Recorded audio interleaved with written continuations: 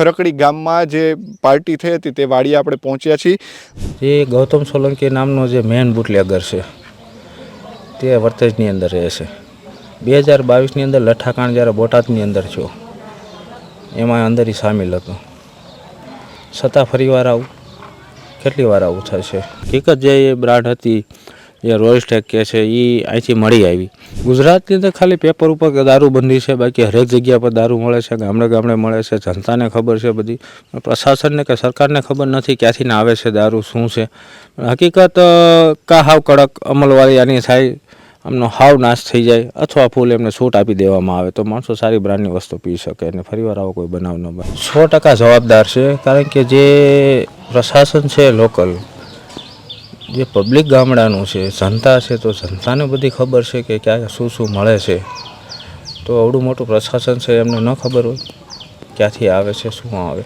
રાત્રિના અહીંયા 3-4 મિત્રો તે ઉપેન્દ્રભાઈ વિશ્વરાજસિંહ સહિતના જે છે તેઓ આવ્યા હતા અને અહીંયા તેમણે પાર્ટી કરી હતી. અને આ ચૂલો જે આપણને દેખાઈ રહ્યો છે તે ચૂલામાં તેમણે દહીંની તિખારી બનાવી અને પોતે જમ્યા હતા.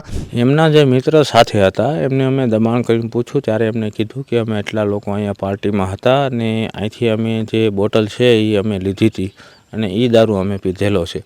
અને એ આખી ઘટના મેં મીડિયાને જણાવી અને પ્રશાસનને ત્યાં મેં જાણ કરી. હું મેડિકલ લાઇનમાં છું એટલે થોડાક એના લક્ષણો ઉપર મને એવું લાગ્યું કે આ લોકોએ જે આલ્કોહોલિક લીધું છે તો એની અંદર કોઈ મિક્સિંગ થયેલું હોય. ભાવનગરની અંદર જે લઠ્ઠાકાંડ થયો છે, આ લઠ્ઠાકાંડમાં અત્યાર સુધીમાં સત્તાવાર રીતે 8 લોકોના મૃત્યુ થવાનું સામે આવ્યું છે. અનેક લોકો જે છે તે હોસ્પિટલની અંદર હજી સારવાર લઈ રહ્યા છે. પરંતુ આ લઠ્ઠાકાંડનો જ્યારથી પ્રથમ કેસ સામે આવ્યો હતો તે ખરકડી ગામ છે અને ખરકડી ગામની અંદર અત્યારે જ્યાં પાર્ટી થઈ હતી જેમાં વિશ્વરાજસિંહ, ઉપેન્દ્રભાઈ અને અન્ય લોકો તેમના મિત્રો જે છે તે પણ સાથે હતા. જે રોયલ સ્ટેગ દારૂ જે SMC છે તેમના દ્વારા કહેવામાં આવ્યું હતું કે જે આ બારકોડવાળો અથવા તો આ નંબરવાળો જે દારૂ છે તે ન પીવો જોઈએ અને તેમનો ફોટો જે છે તે પણ મૂકવામાં આવ્યો હતો. હવે જે પાર્ટી થઈ હતી અને આખો પ્રથમ કેસ અને આખો લઠ્ઠાકાંડનો જ્યાંથી પર્દાફાશ થયો હતો તેમની આજે આપણે વાત કરવાના છીએ. અને તે ખરકડી ગામમાં જે પાર્ટી થઈ હતી તે વાડીએ આપણે પહોંચ્યા છીએ. પોલીસે જે FIR નોંધી છે તેમાં કહેવામાં આવ્યું છે કે જે નોકરી મળી હતી વિશ્વરાજસિંહને અને તેમના મિત્રોને તેમણે પાર્ટી આપી હતી અને ત્યારબાદ આખી ઘટના જે છે તે બની અને ત્યારથી આખો કેસ જે છે તે ઉકેલાયો છે. એટલે અત્યારે આપ જોઈ રહ્યા છો તે અત્યારે ખરકડી ગામ છે ત્યાં અત્યારે આપણે પહોંચ્યા છીએ અને ખરકડી ગામની અંદર અત્યારે અહીંયા જે આ તમે જે જો મકાન જેવું અત્યારે જે દેખાઈ રહ્યું છે તે વાડીની અંદર તારીખ 16/16ના રોજ રાત્રિના અહીંયા 3-4 મિત્રો તે ઉપેન્દ્રભાઈ વિશ્વરાજસિંહ સહિતના જે છે તેઓ આવ્યા હતા અને અહીંયા તેમણે પાર્ટી કરી હતી. અને આ ચૂલો જે આપણને દેખાઈ રહ્યો છે તે ચૂલામાં તેમણે દહીંની તિખારી બનાવી અને પોતે જમ્યા હતા. અહીંયા તે જે જમવાનું બનાવ્યું અને કચરો છે તે પણ અહીંયા ફેંકવામાં આવ્યો હતો. અલગ અલગ વસ્તુઓ છે તે પોલીસ અહીંયાથી ઘણી બધી વસ્તુ લઈ ગઈ હોવાનું પણ સામે આવી રહ્યું છે. ઉલ્લેખનીય છે કે જે રોયલ સ્ટેગ નામની જે બ્રાન્ડ છે તેમાં નકલી દારૂ જે છે તે ભેળવવાથી આ મૃત્યુ થયું હોય, આ લઠ્ઠાકાંડ થયું હોય તે પોલીસ તપાસની અંદર સામે આવ્યું છે. એટલે ઉપેન્દ્રભાઈ છે તે 16 તારીખે અહીંયાથી તેઓ પાર્ટી કરી અને તેઓ રાતે ઘરે ગયા હતા અને સવારે તેમની તબિયત લથડી હતી. પરિવારજનો છે તેમણે અહીંયાના જે સ્થાનિક ડૉક્ટરો હોય છે ખરકડી ગામના તેમણે બતાવ્યું હતું અને તેમને તાવને એવું આવતી હોવાની ફરિયાદ હતી એટલે થોડી દવાઓ આપવામાં આવી હતી. અને ત્યારબાદ વધુ તબિયત લથડતા તેમના જે પરિવારજનો છે, ભાઈ છે નરેન્દ્રભાઈ, તેમની સાથે આપણે વાત કરીશું. ત્યારબાદ શું આખી ઘટના બની હતી. નરેન્દ્રભાઈ, મેં કહ્યું એમ કે અહીંયા પાર્ટી થઈ હતી 16 તારીખે રાત્રે તેઓ બધા મિત્રો સાથે અહીંયા આવ્યા હતા. 4 મિત્રો હતા, 3 તેમાંથી પાર્ટી કરી હતી, એકે રસોઈ બનાવી હતી. ત્યારબાદ રાત્રિના તબિયત બગડી હતી કે દિવસે સવારે બીજે દિવસે ખબર પડી? જે લોકોએ પાર્ટી કરી ને તેથી રાત્રે આવીને ઘરે સૂઈ ગયા. એ સવારમાં એ લોકો ઉઠ્યા એટલે એમને થોડુંક એવું કહેતા હતા કે માથું દુખે છે ને તાવ આવી ગયો એવું બધું. પછી લોકલ ડૉક્ટર પાસે દવા લઈને એ લોકો આરામ કરતા હતા ને આમ બેભાન જેવી હાલતમાં જ હતી. કોઈ આપણે ઉઠાડ્યું તો વ્યવસ્થિત જવાબ ન આપે ને આ તે એવું બધું. પછી એમની કમ્પ્લેન એવી હતી કે 1-2 વાર વોમિટિંગ થયું એમને. એટલે પછી આખી રાત 17 તારીખની એમને જતી રહી. પછી 18 તારીખે સવારમાં એમની તબિયત વધારે લથડી ત્યારે એમના ઘરેથી મને કોલ આવ્યો કે મોટા ભાઈ આવો ને અહીંયા કે તબિયત કે ભાઈ ઉપેન્દ્રની વધારે ખરાબ થઈ ગઈ છે. એટલે હું તરત ત્યાં આવી ગયો અને ત્યાં જોતાં મને એવું લાગ્યું કે પરિસ્થિતિ બહુ ગંભીર છે. એટલે તાત્કાલિક અમે એમને પ્રાઇવેટ વાહનમાં અહીંથી નીકળી ગયા. મેં 108માં કોલ કરીને 108 સામે બોલાવી લીધી કે ઝડપથી એમને સારવાર મળી જાય. ને ભાવનગર સિવિલ હોસ્પિટલ ગયા તો ત્યાં એમને તાત્કાલિક ડૉક્ટરે સારવારમાં લીધા. ત્યાં ગયા પછી જે એમની સાથે મિત્રો હતા એમને અમે થોડુંક દબાણ કરીને પૂછ્યું કે હકીકતમાં શું હતું એ તમે કહી દો તો એમની ટ્રીટમેન્ટ કરવાની ડૉક્ટરને ખ્યાલ આવે. ત્યારે જે એમની સાથે એમના મિત્ર હતા ત્યારે એ જ તે લક્ષણો એમને આમ આવ્યા કે ભાઈ બ્રિધિંગમાં પ્રોબ્લેમ થાય છે, માથું દુખે છે, તાવ આવે છે, એવું બધું. એટલે ડૉક્ટરને અમે વાત કરી કે એમને આલ્કોહોલિક લીધેલું છે. એટલે એ રીતે એમને ટ્રીટમેન્ટ પછી ચાલુ કરી. ને બીજા હતા એમનો પણ ખ્યાલ આવ્યો કે આની અંદર કોઈ મિલાવટ હશે આલ્કોહોલની અંદર. એટલે તાત્કાલિક એમને પણ પ્રાઇવેટની અંદર દાખલ કરી દેવામાં આવ્યા. અમને ને જે ઉપેન્દ્રસિંહ હતા એમને તાત્કાલિક ધોરણે આઈસીયુમાં લેવામાં આવ્યા અને વેન્ટી પર રાખવામાં આવ્યા. ને કલાક સારવાર બાદ એમનું ભાવનગર સિવિલ હોસ્પિટલમાં ડૉક્ટરે એમનું મૃત જાહેર કર્યું.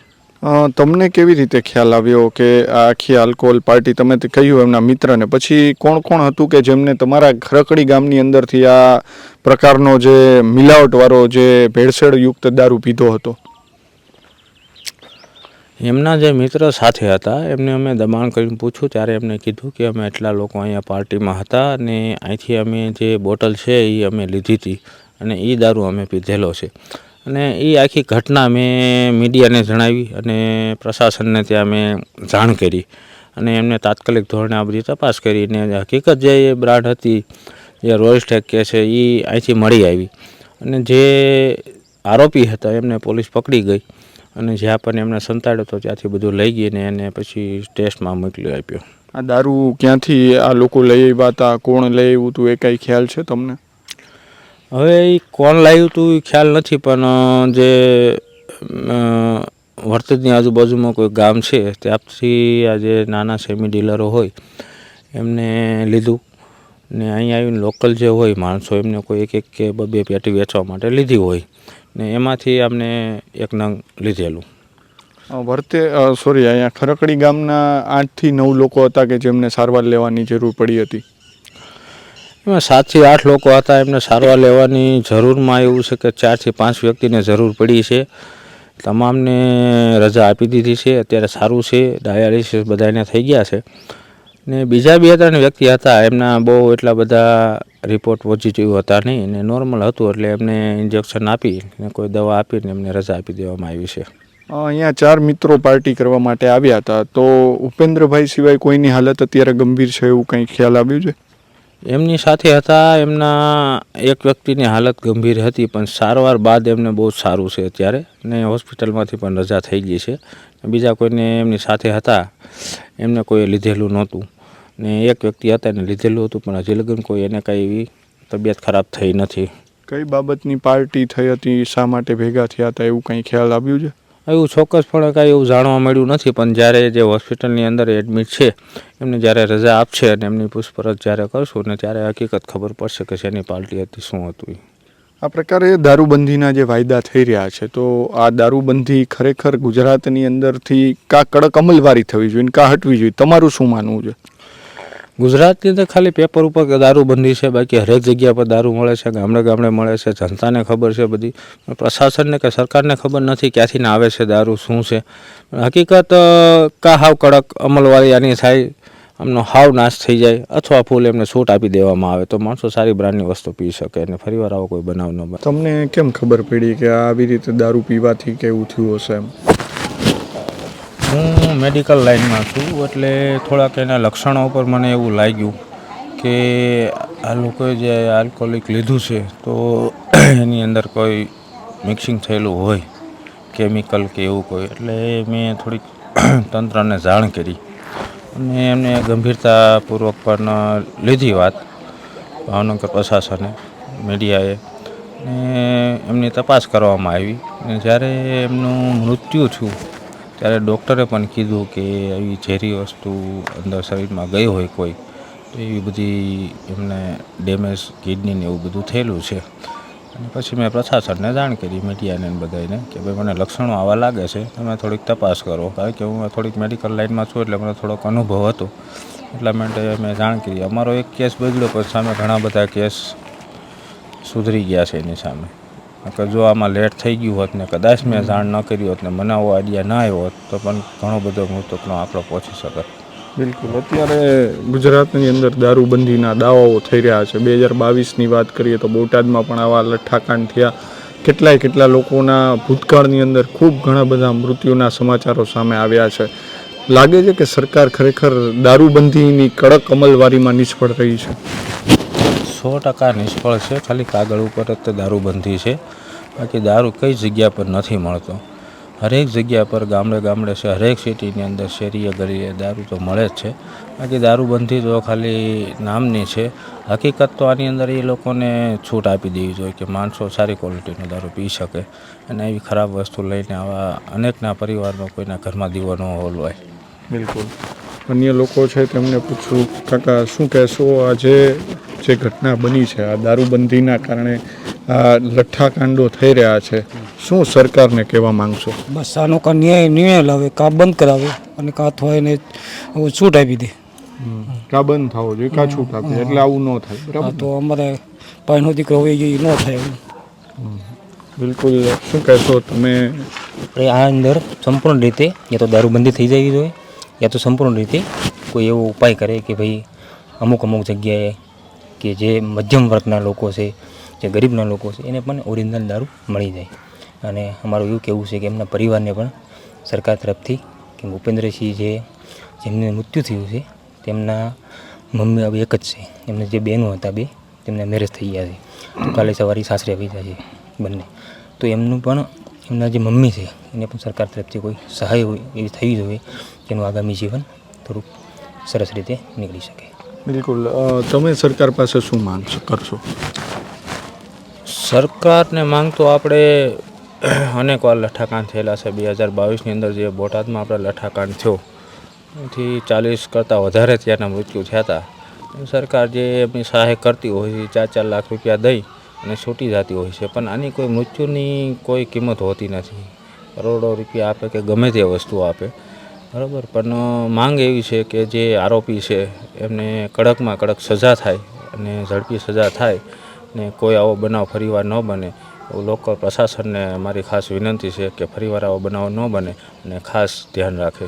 માનો છો કે પોલીસ તંત્ર છે તે પણ ક્યાંક ને ક્યાંક આવા લઠ્ઠાકાંડની પાછળ જવાબદાર છે? 100% જવાબદાર છે. કારણ કે જે પ્રશાસન છે લોકલ, જે પબ્લિક ગામડાનું છે, જનતા છે, તો જનતાને બધી ખબર છે કે ક્યાં શું મળે છે. તો આવડું મોટું પ્રશાસન છે એમને ન ખબર હોય ક્યાંથી આવે છે, શું આવે. જે આ બનાવ બન્યો છે, જે આ મિલાવટ થઈ છે, જે આખી એમની ત્યાં કંપની ઊભી થઈ હતી હા પોલીસ સ્ટેશનની પાછળ છે, જે ગૌતમ સોલંકી નામનો જે મેન બુટલેગર છે તે વર્તેજની અંદર રહે છે. 2022ની અંદર લઠ્ઠાકાંડ જ્યારે બોટાદની અંદર થયો એમાં અંદર એ સામેલ હતો, છતાં ફરીવાર આવું કેટલી વાર આવું થાય છે? વર્ષે થાય છે લઠ્ઠાકાંડ.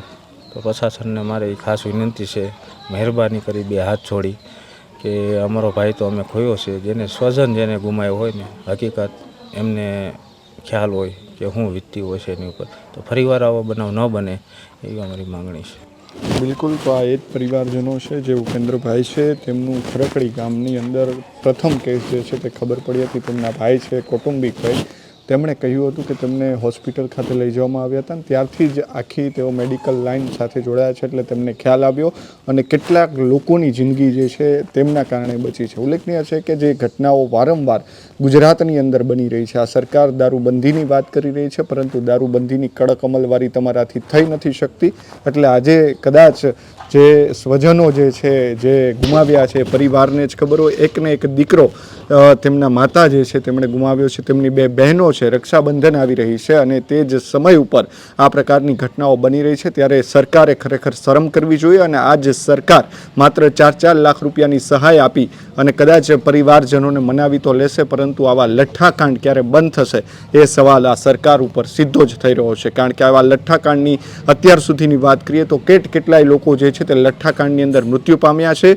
પરિવારજનો છે તેમને પાછળ કેવી વીતતી હોય છે એ તેમના પરિવારોને ખબર હોય છે. ત્યારે આ સરકારે ખરેખર જો કડક અમલવારી ન થતી હોય તો દારૂની છૂટી જે છે તે ગુજરાતમાં આપી દેવી જોઈએ તેવી પણ માંગ જે છે તે થઈ રહી છે. કેમેરા પર્સન કેવિન નિમાદ સાથે મયુર સરવૈયા, ખરકડી. ખેડૂત ભાઈઓ છે ખેતરમાં ડ્રોન ઉડાવતા હોય છે ત્યારે આપણે એક પ્રશ્ન સતાવતો હોય છે કે જે આપણે અત્યાર સુધી જીપીએસ ટેકનોલોજી વાળા ડ્રોન વાપર્યા છે, જેથી કરીને મોબાઈલ ટાવર છે અથવા તો હાઈ ટેન્શન લાઈન પસાર થતી હોય, કોઈ વૃક્ષો હોય, ત્યારે જે જીપીએસ ટેકનોલોજી વાળા ડ્રોન છે એમાં ટકરાય અને ટ્રેસ થાય છે. પણ એગ્રીવન લાવ્યું છે જીએનએસએસ ટેકનોલોજી ડ્રોન, જેથી કરીને એ ડ્રોન છે એ કોઈ જગ્યાએ ટકરાય નહીં, પોતાની રીતે જ ડિસિઝન લે છે અને મૂવ થઈ જાય છે, જેથી કરીને જીએનએસએસ ટેકનોલોજી ડ્રોન છે એ વાપરવાનો આગ્રહ રાખો.